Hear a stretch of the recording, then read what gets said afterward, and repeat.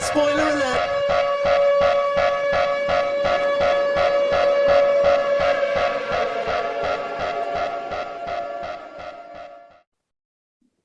Welcome to Spoiler Alert. I'm Ryan. And I'm Dustin. Who boy, I can tell you what kind of Sam Raimi we got for this one. Hell yes, we got Evil Dead 2 Sam Raimi up in this bitch. Yes. So yeah, to be honest with you, I have no idea what I'm going to say next. I really don't. I have no pre-thoughts to this spoiler review. Yeah. So I'm gonna be just as surprised as you, because I saw the film yesterday. And yeah.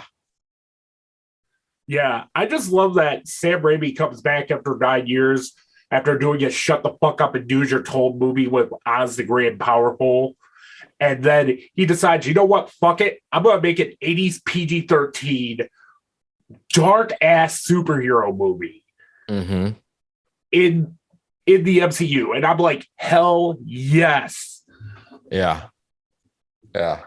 And he definitely Raimi'd it up. yeah.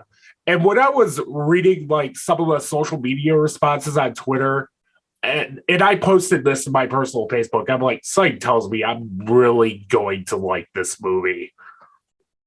Yeah, because you fucking hate Marvel. I saw your fucking post about Moon Knight, you son of a bitch. And Sorry.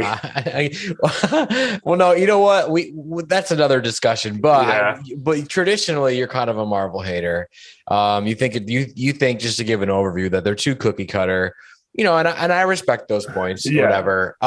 So I figured you would have liked this because it is Sam Raimi's version of a Marvel film. Put it that way. And this right? actually took a little more chances than your usual Marvel movie. Like I said, I'm probably one of the very few people that actually likes Eternals, because I'm sitting here and I'm like, this is a filmmaker making this movie. Mm-hmm. And you really have to, not to cut you off, but you really have to congratulate, or you have to really give it to Marvel, right? Because Eternals and now Multiverse of Madness, they allowed the filmmakers to do with whatever they wanted, even if it fucked with their fucking beloved what the fuck is the continuity. They're canon. Yeah, and that was one of the things I did love about Doctor Strange and the Multiverse of Madness, was what the critics hated about it, is that it's Sam Raimi going back to his roots after the last time he directed a superhero movie, and it ended up being bombed, but is now since getting a bit of a critical reappraisal now that No Way Home is out. I have so I'm just gonna say this. I really liked it. I loved it. I loved it for all the Sam Raimi-ness. I think that's a very, very, very refreshing, very, very welcome. Stephen Strange with all of his third eyes opening and multiple arms and zombify. I mean, fucking excellent, because that's the way Doctor Strange was in the comics. He was a fucking, hallucinogenic fucking 1970s sort of fucking weirdo. Well, you know what I mean? And they honor that. They honored that in the first film, but in this one, fuck yeah, man. Fuck yeah. I love it for all of its weirdness. Now, that being said, this is where I have a minor gripe. Go ahead. Now, when they announced a month ago that this film was going to be 2 hours and 7 minutes, all fucking hell broke loose on the internet, and I got to admit, I was a little worried too. Why would they? What? Wait a minute. Multiverse of Madness. Hang on now. Blah, blah, blah, blah. We had a 3-hour Endgame. We had a 3-hour Batman, although that's not Marvel. It's still in the franchise. Right. Sorry, it's still in the genre. We've gotten used to Captain Marvel, 2.5 hours, nearly 3 hours of a Spider-Man film. We're there for it. We Hell, Zack Snyder's Justice League was 4 hours. Right. So we love these long films. We love the exploration. We love the exposition. Although a minority of people will say, "Oh, just get to the action," all that fucking bullshit, whatever. We love exposition because it makes the action feel like it was earned, right? I did see that Sam Raimi said the original first cut, which means nothing, but the first cut that he submitted was 2 hours and 40 minutes. And I am aware that they cut out 3 or 4 cameos apparently. And so that being said, I think that was a huge mistake, not the cameo cutting, but I think it was a huge mistake because here's my issue with it. Everyone's talking about the third act, the second act, blah, blah, fuck all that. The first act for me is way too fast and way too glossed over. There's no setup. Yeah. There's nothing. Christine's getting married today. Who the fuck is her husband? When did that happen? Exactly. All of these fucking things they zip through. And it's just like, and that was one of the not to cut you off. No, it's all right. But that was one of the talking points I had issues with. Like, as it starts straight away, right in the middle of the action, as we see an alternate reality Doctor Strange and America Chavez at the beginning of this film. And it's like, okay, why are we here? Where's this taking place? What's going on? See, none of that bothered me. Because it was the beginning of the film. They were going to do some wacky shit and then whatever. But when he woke up in the bed, oh my God, what he thought was a nightmare, whatever. Yeah.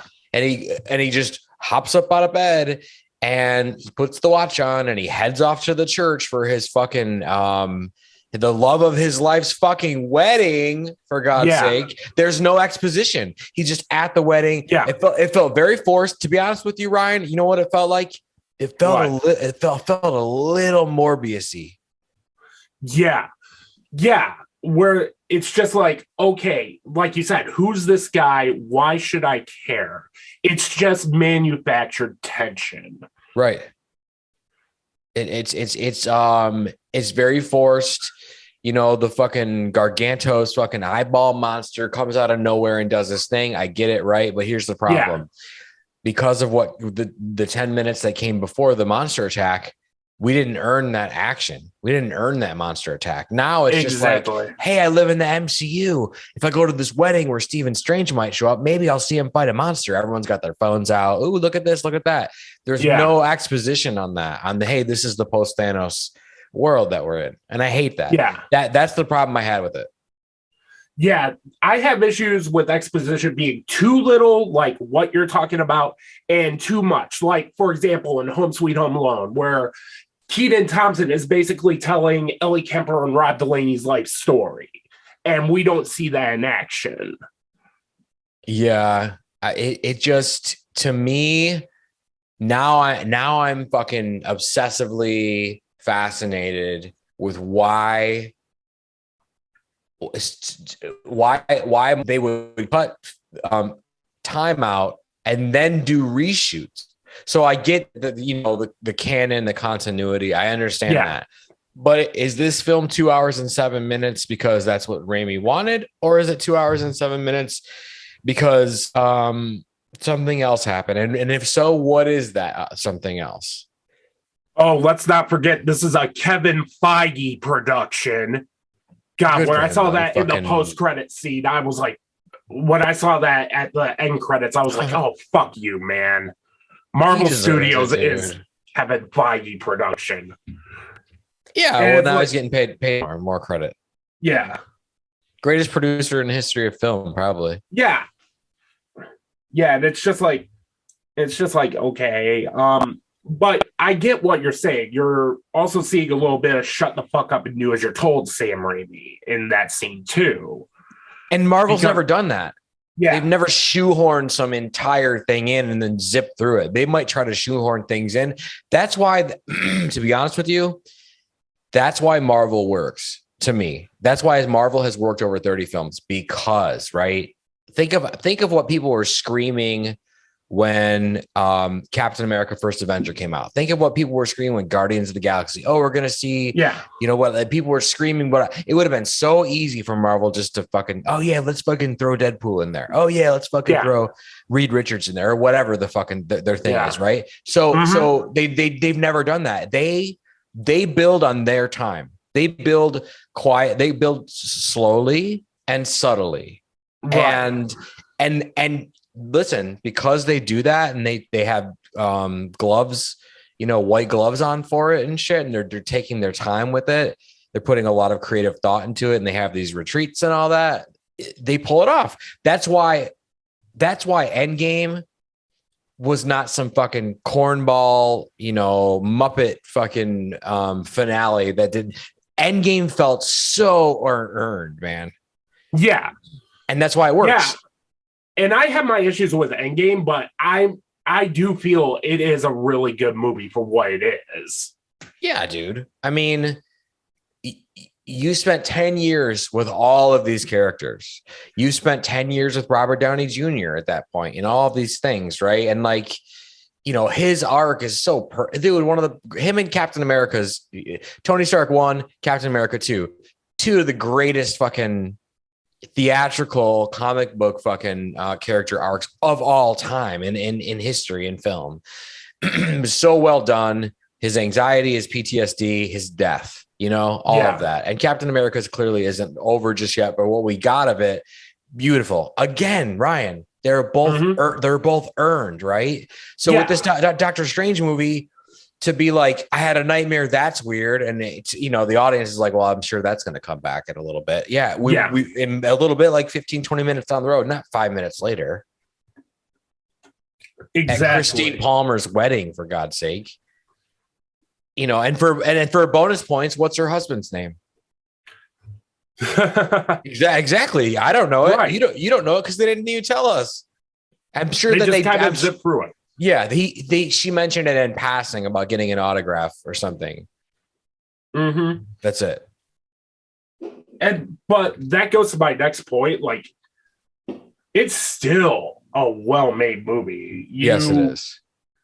You're seeing Sam Raimi in action, like the sea transition, specifically when you go from the dream to Strange waking up, or this one awesome transition where it'll cut to one piece of action, then transition right into Wong's point of view, or the eye shot, or the iris ins and outs. And I'm like, I love this. Mm-hmm. Yeah. It's pretty fucking crazy, dude. And then when the worlds collide and you're seeing like the 73 Olds Delta, like you see in all of Raimi's movies, like those little flourishes in which you can tell Michael Waldron, the writer of this movie, clearly loves Sam Raimi. Mm-hmm. Yeah, and totally. And you know, it's a great, like, so when it gets into the second act and they really start cooking, it's fucking awesome. Like the stuff with Mordo and you know that, and then obviously that slowly leads to the third act or whatever. But like, you know, the fucking the whole the setup with the fucking the dead Strange fucking, you know, whatever, and all of that. It is well done. And it feels like a Sam Raimi movie in that way. And I love that. I think that this film is going to make, you know, more money than God at a casino. You know what I mean? Like, and that's great. And it should. And obviously we'll get more sequels and whatever. But, you know, my larger point is this, and it has to do with, you know, this week we also got the finale to Moon Knight. And now it's becoming this thing. And I think partially it's probably because the pandemic, right, kind of screwed up the schedule and this, that, and the other. But, you know, Hawkeye felt insanely rushed, the finale. They really were cooking with good shit. And then they blew it in the finale. I mean, really blew it. Yeah. You know, my feelings on that. So then with Moon Knight, I'm like, here we go.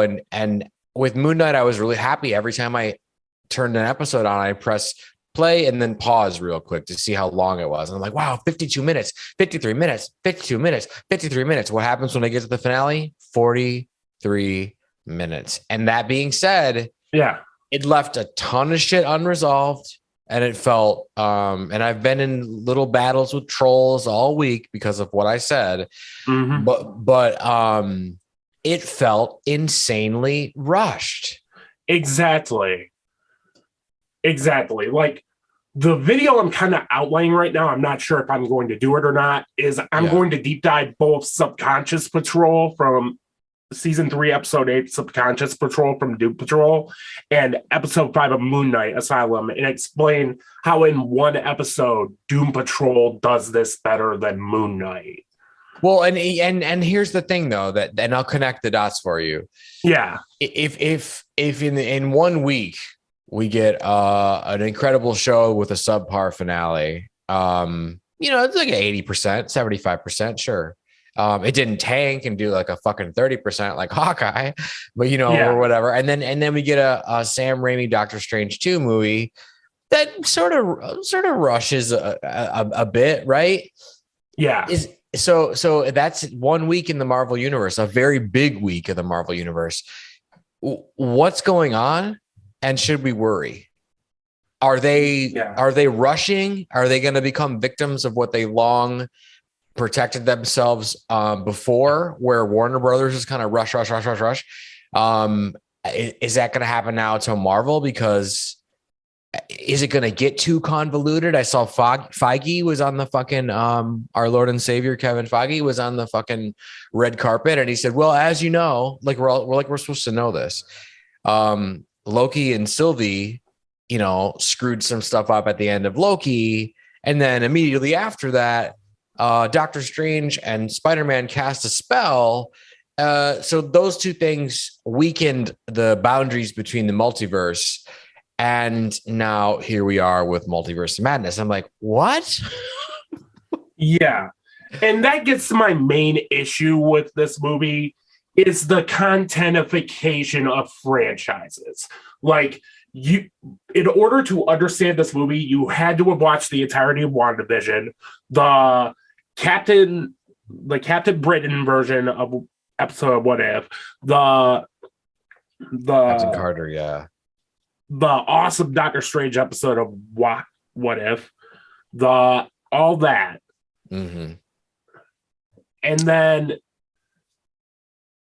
it just doesn't work. It just feels like what you're talking about, like how it's becoming a little too convoluted for its own good.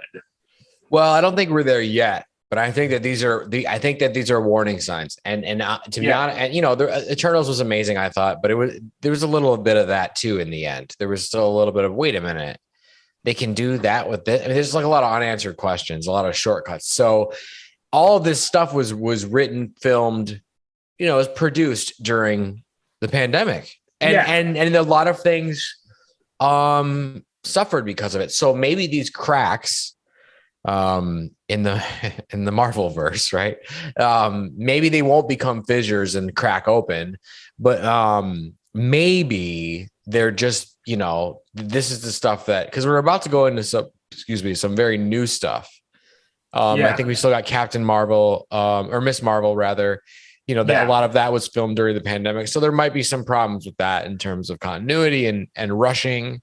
And it is Marvel's first foray into TV, so maybe we got to cut some slack there. Sure, whatever. But these aren't television shows. I would argue that they're not even mini series. They're long movies. They're just like action shots. It's just like it's not even real. I mean, it's a story, sure, but again, not a whole lot of background.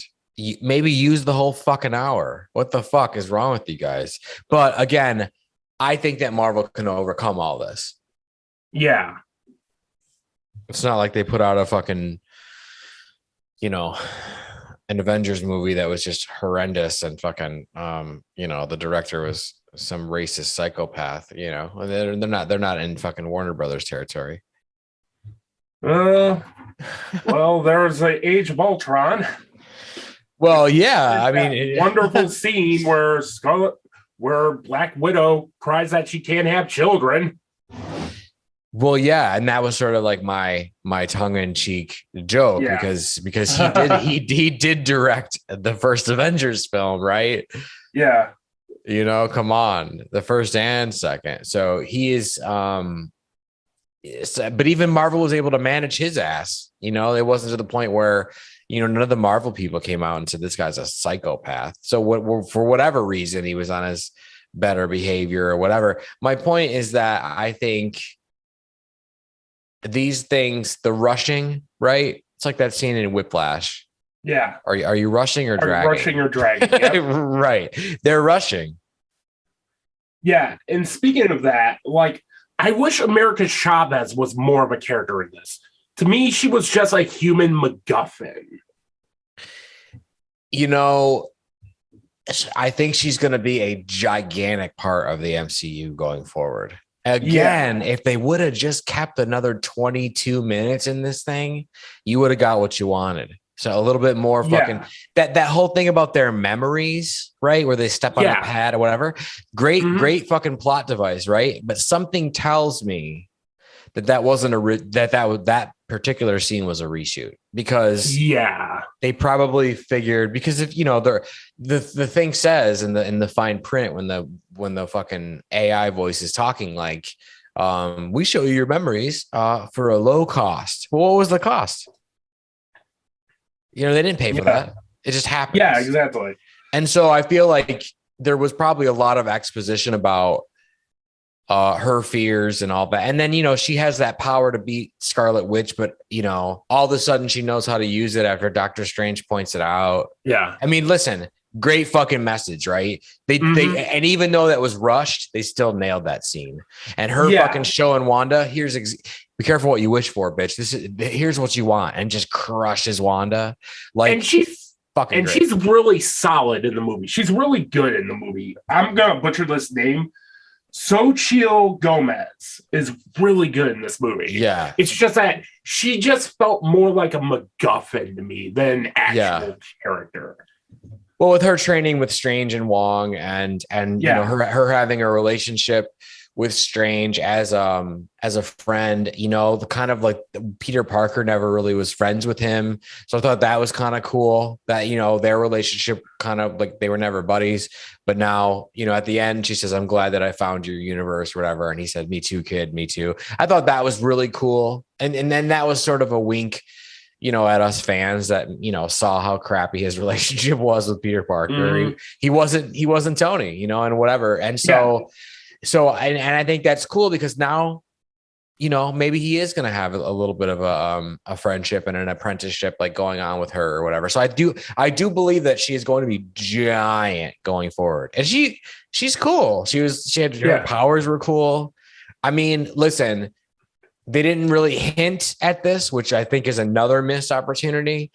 But I do believe, unless I do something other creative thing with Kang or something, I do believe we are headed for an all-out, 100 cameo, 50 cameo, over 4 picture multiverse, just fucking grab bag soon. Yeah, and I'm not like an alt-right asshole like Nerdrotic saying that this movie sucks because she's a girl. Like, it's just fucking stupidity. Yeah. It's just that you have this character who I felt could have been developed a little more. And like you said, if they add like maybe 20 more minutes to this, I would have probably leaned heavily into this movie being one of Marvel's best. Totally. If there was a fucking, you know, a scene of America Chavez, like have what her, you know, maybe the one dream she's ever had was like, or a flashback, her thinking about her mother's or whatever that is, or someone asking her like what she thought about, and there was more exposition as to whatever. And if there was also a scene of like, you know, Christine wanting Steven to come to the wedding, but he doesn't really want to, and he's being a dick about it. If that would have taken place, whatever, if we would have got those 2 scenes, this movie would have been fucking aces, man. It would have been perfect. Yeah. And don't get me wrong, I think it earns that 75-80% rating on Rotten Tomatoes pretty wholeheartedly, but it probably would have been a 95. Yeah. There's a 5-star film hiding in this movie. Totally. There is a hardcore 5-star film hiding in this movie. They should have just let Sam Raimi be a part of the creative process for this film a little more. Yeah. Because when you're bringing Sam Raimi in, you're bringing Sam Raimi in. Right. And you know what's crazy is I saw Robert Meyer Burnett on your buddy John Campia's show today say something really interesting. I thought was really cool. He said if this film would have came out in 1984 and it was the Marvel property that it is, but it wasn't attached to an MCU. It's about Doctor Strange, America Chavez, Scarlet Witch, and Wong bouncing around the different multiverses, different dimensions, all these things. And with the horror aspect and them battling back and forth or whatever, this would have been the greatest fucking horror sci-fi movie of all time. And I'm like, wow, What a way to think about it. That's so cool. Have David Cronenberg direct it too. Dude. Fuck yeah. Yeah. Amazing. And speaking of which, let's get right into the Illuminati scene. Yeah. And how some of these characters do work. I love Lashana Lynch's Captain Marvel better than Brie Larson. She's great. I love Brie Larson too, but she's great. I love seeing Captain Carter in live action. So good. Krasinski it's nice to see Krasinski in the role, the fan casting and all that. And the moment I heard Patrick Stewart's voice, I was like, yes. But then Danny Elfman just had to go da da da da da da. I'm like, dude, he already has an iconic voice. I know who it is. I'm not fucking stupid. Yeah, that's a little wink to the multiverse fans, you know? Come on. Yeah. I'm cool with that. And I just sat there like, don't dumb it down for me. I know what I'm watching. But when you're seeing like these people in these roles, and I'm like, yeah, I want to see more of this. And they all get mercilessly defeated. Like, oh yeah. Charles Xavier gets another brutal death in this film. Totally. And I love that. And that I think that was a brilliant way to fucking slaughter these people because we don't spend much time with them. We love them, but you know, we're not upset. I mean, we're upset. We're not like, it's more like a, oh my God, rather than a, oh no, or whatever. The fact that she caught Captain Carter's shield and fucking threw it back to her and cut her in half with it. And then they allow the fucking bloody shield to fucking crack into the wall, dude. Yeah. And, you know, she pulled out fucking Steven pulled out fucking Gargantos's fucking eyeball with a stoplight or whatever. Like there is some violent shit in this and it's really great. But getting back to what you're saying about the cameos, how do I put this?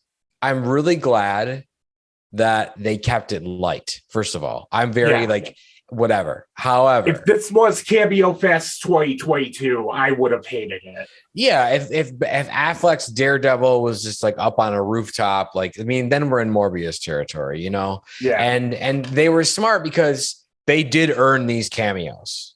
Now, could they have put, you know, another 2-3 characters in that Illuminati facility that were associated with the fucking facility that maybe weren't board members? Yeah, probably.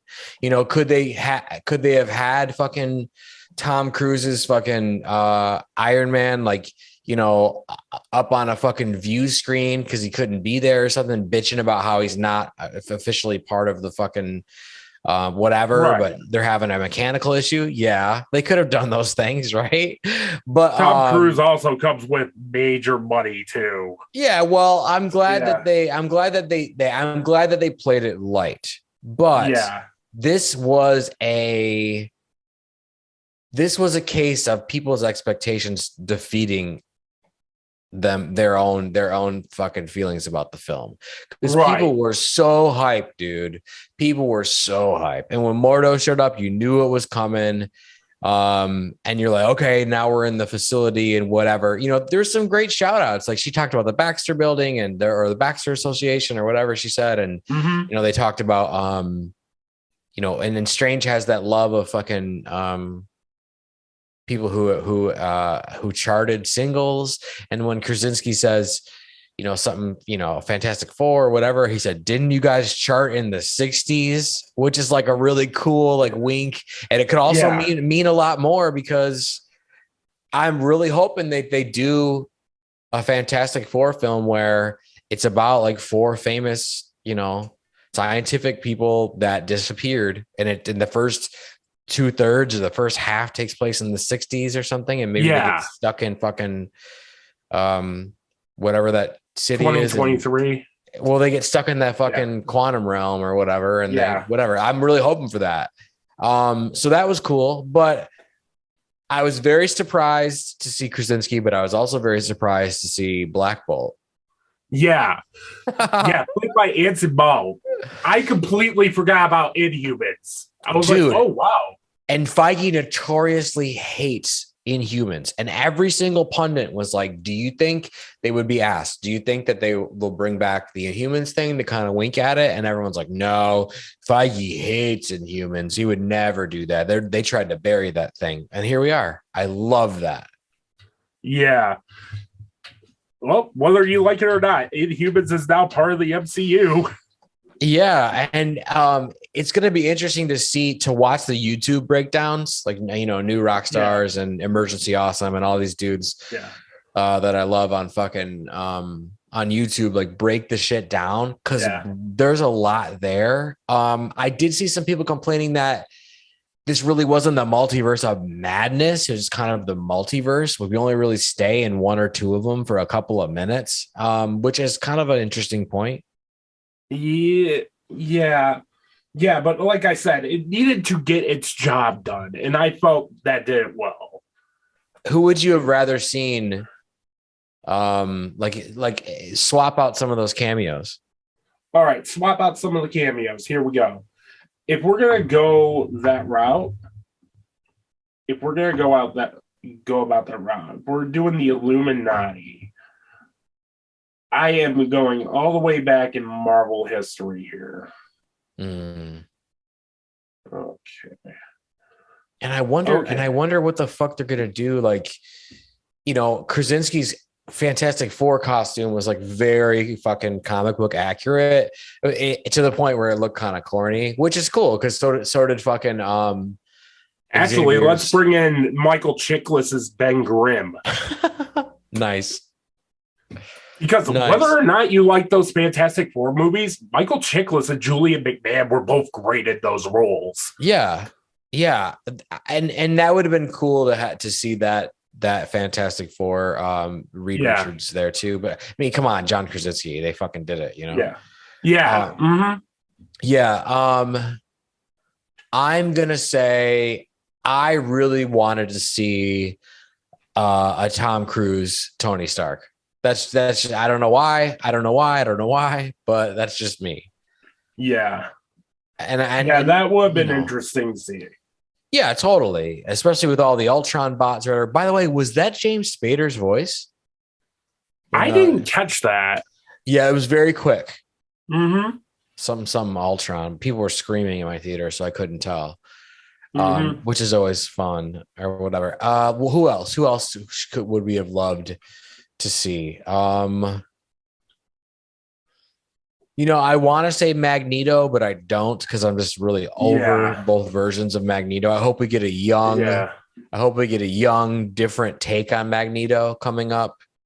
I'm so fucking fascinated with what they're doing with Kang. Yeah. So that's cool. But like, I don't know, Namor was on the fucking stuff. I would love to have had a tie-in to the Illuminati app that was on Tony Stark's phone in Iron Man 2. I mean, those are just, whatever. Yeah. All right. Now that we know Reed Richards is John Krasinski. I'm gonna go ahead and cast my Fantastic Four. Sue Storm, I want Samara Weaving. Johnny Storm, I want Jacob Elordi from Euphoria.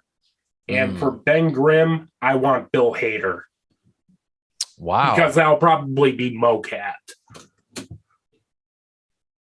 Who do you want for? Oh, you don't really think Krasinski's going to be Reed moving forward, do you? I don't think so, but if I'm picturing it right now, Yeah. Because he's turned into confetti at the end of during the battle. Like, here you go, fans. Fuck you. And I was like, I kind of like that. Yeah, it was really cool.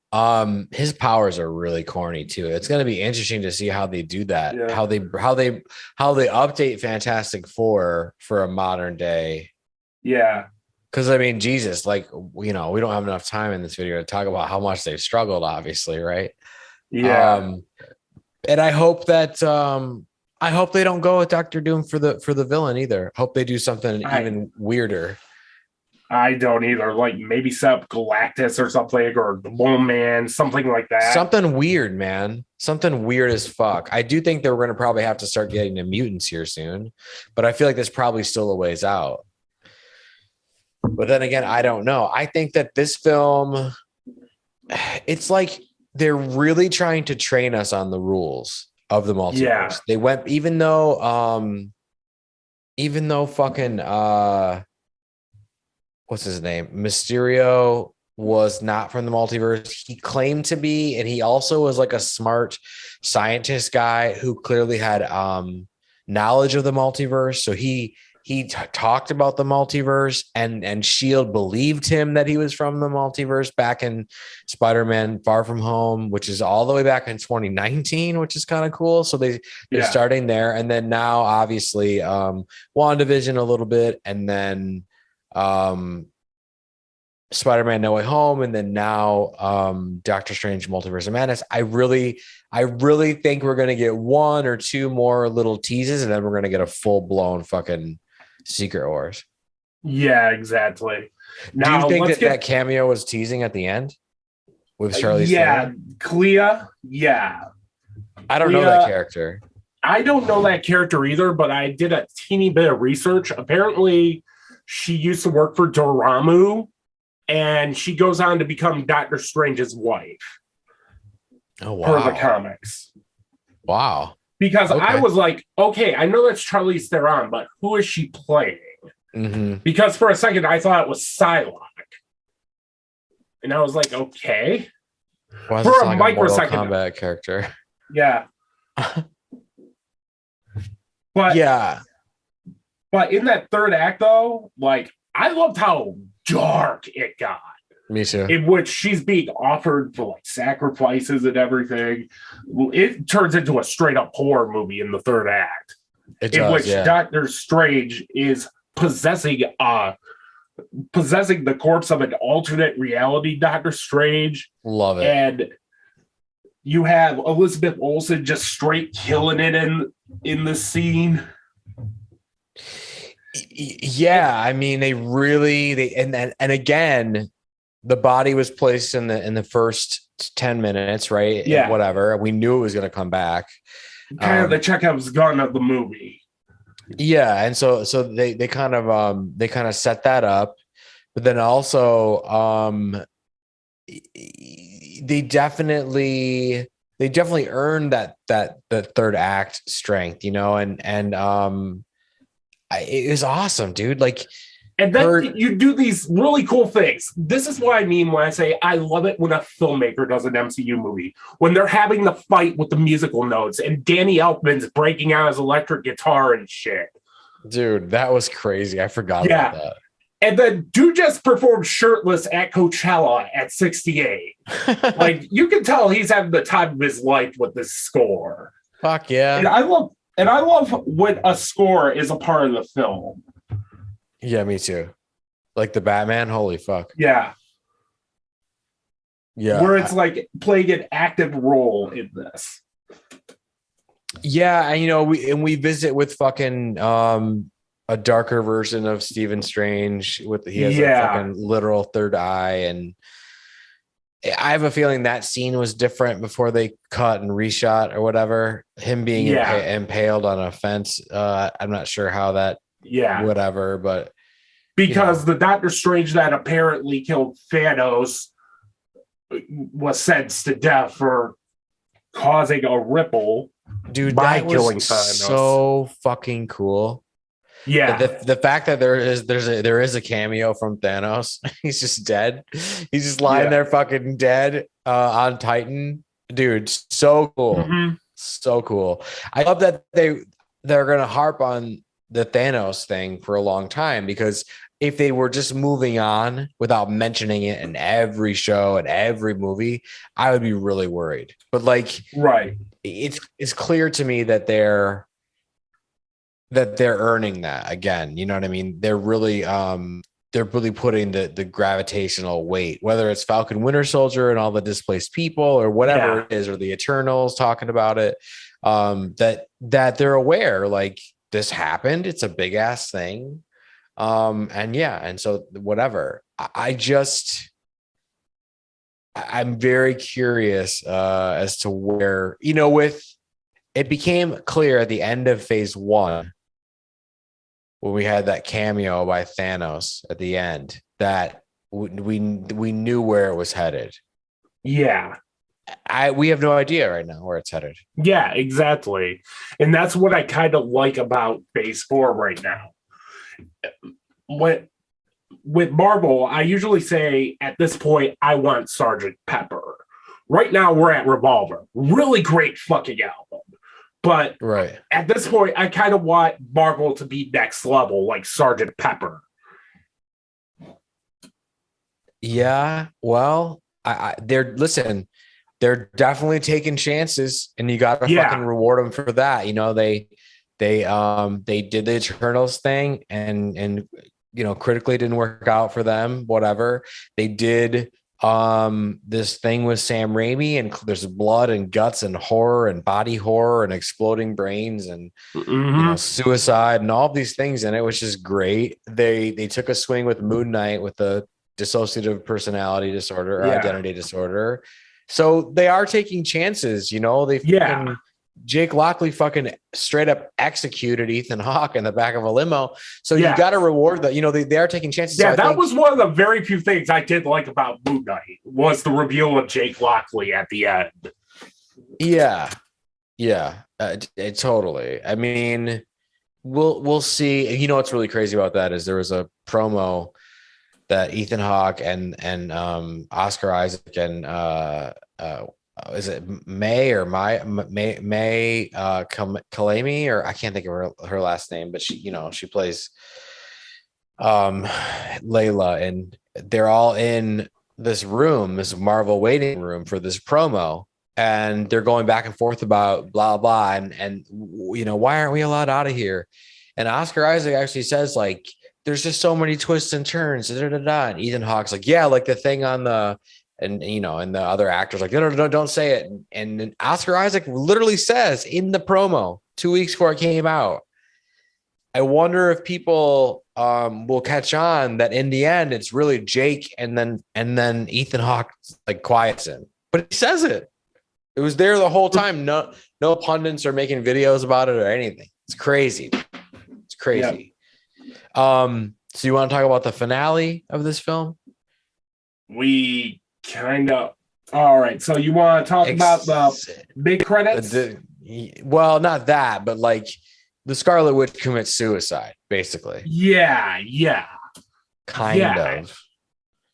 Maybe. I kind of like how it went a little dark at the end. Yeah, I do too. Where she realizes the what have I wrought aspect of this character. Yeah, and she found, America Chavez sends her over to the universe where her kids are and where there's another version of her that she fucking abused and used to kill all these people. And the kids are terrified of her. They don't want anything to do with her. They want their mother. You know what I mean? Yeah. And the rejection from the children is what really does it to Wanda. Yeah. And then she destroys the Darkhold temple and fucking brings the whole thing down on herself. Which I mean, clearly she's still alive, or maybe she's that version of her is dead, and there's other versions of Wanda that we'll Yeah. see. I have no idea where they're going with that, and that's fine. And that's what I kind of like too, because I really do like the heel turn Scarlet Witch takes in this film. Yeah, me too. And to me, this was like the season finale, the series finale of WandaVision. Yeah, and that was kind of the issue I had with this movie. Going back to what I said about the contentification of franchises, like you have Peacemaker, you have the show set in the Batman universe, and it's just like sometimes I just want a film to stand on its own. Yeah, I mean, and that's what I thought you would have liked about Moon Knight. Is there's mentions of Asgard, there's books about fucking Convertage and all these things that are around. There's little Easter eggs, whatever, but there's no cameos. They actually, I guess they cut like 6 cameos out of it. There was like 3 different versions of a 2-character cameo arc. One of them was Kingo from the Eternals. The other one was Bruce Banner, and they just didn't use either or, and they cut them, which is great because they wanted to have a contained story. Right. You know, but it would have been nice to have the 2 gods fighting each other for less than, for more than 2 minutes, but okay. But I just wish it was executed better. Yeah. And like I think when you have Oscar Isaac doing the Dick Van Dyke Cockney accent, which just throws me off. Right. And which just throws me off, and it just has a total inconsistency. I appreciated what they tried to do, like a Marvel Netflix show by way of Disney Plus, but there's too much Disney Plus in Moon Knight. Yeah, and like, the fascinating part of this is one, with the multiverse stuff, the different versions of herself living in Westview, or what looked like Westview, with her kids, the same kids, whatever, but there's no Vision around. Was there a different father? Like, we don't know those things, and those are questions. What was that version of Scarlet Witch? Did she even have powers? Was she human? Exactly. All of those things, which is just very, very cool. And then on the flip side of that, is Marvel, now that they're post Endgame, like, wow, we made the biggest movie of all time ever. Let's take some chances in Phase 4, because you would think the corporate overlords would be like, you better stick to the goddamn script, or blah, blah, blah. But then they're taking all these chances, and some of them aren't landing as well, because how do you land after making the biggest movie of all time? Right. Exactly. So like they did Eternals or Do and Die. I mean, I think we really we really do owe Marvel some credit. I love they're taking chances. I hope they do. I just don't want it to feel contrived and fucking, exactly. Overloaded. You know what I mean? Like, like stuff doesn't mean anything, Yeah. I also don't want to feel like I'm doing homework either. Like, there are instances where I feel like I'm watching shows just to watch shows. Like, for example, Book of Boba Fett. Like, I felt like I had to watch that out of obligation.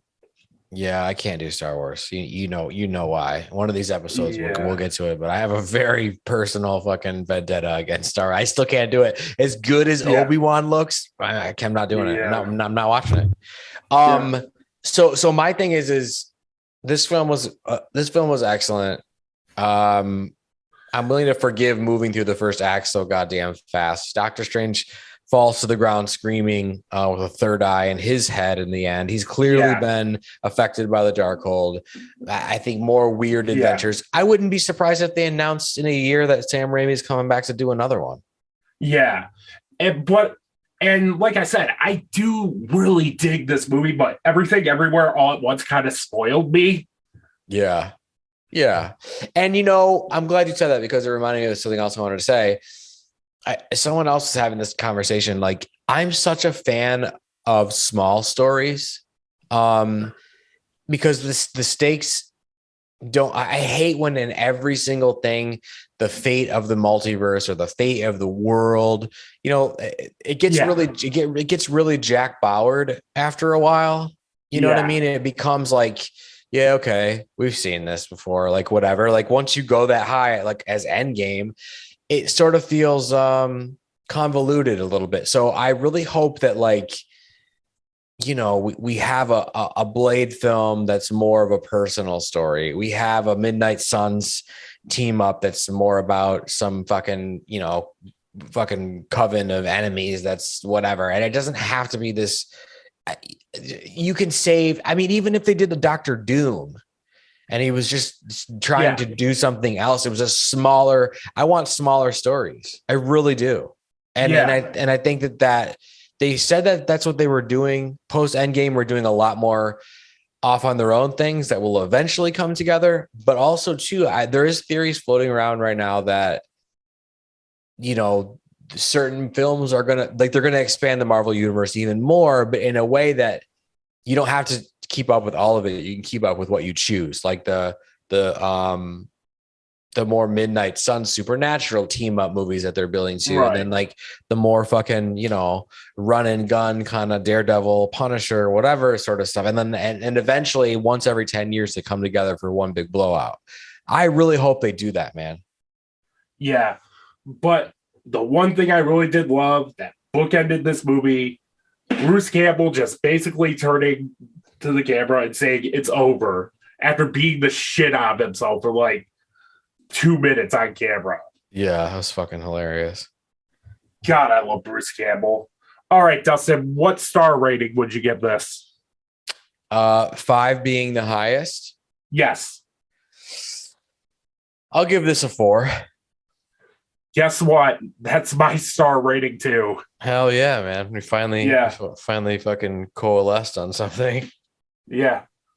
We have a tangential relationship. Most of the time we're like usually spot on things. Yeah, for sure. Yeah. But yeah, I really do dig this movie. It's not going on my favorite films list by any means. Like I said in the favorite films of 2021 video, comic book movie must be a 5-star film to qualify because I'm so done with toxic fandom. Oh god, dude, listen, I put a comment on something about, it was a Moon Knight post in one of the I don't know, in the Rap or MCU comicbook.com, whatever, one of those pages, and it was something about, you know, the finale is finally here or whatever, and I posted something like, loved it, but you know, I really wish they would stop leaving stuff unresolved with these 43-minute finales. And dude, some fucking trolley troll is like, do you want to explain to me what exactly you mean by unresolved? Do you want to explain what you mean? And I said, no. I was like, oh, so you're just a fucking, this is exactly what he said. So you're just a fucking man child that just doesn't want to fucking explain their opinion. And I was like, dude, what the, I mean, I had some fun with him after that. I was just like, yeah. Yeah. He's like, what? Tell me why? Like, you freaking out. And so if that's happening when I'm literally making a comment that I want more of a good thing. That's all I'm saying. Hey, I want more of a good thing. Don't you? If that's happening, then yeah, dude, it's super fucking gross. Anyway, be sure to like, comment, share, spread the word, New Rums Media. Follow me on all of my socials at New Rums Media. And until then, we'll see you next time. Bye.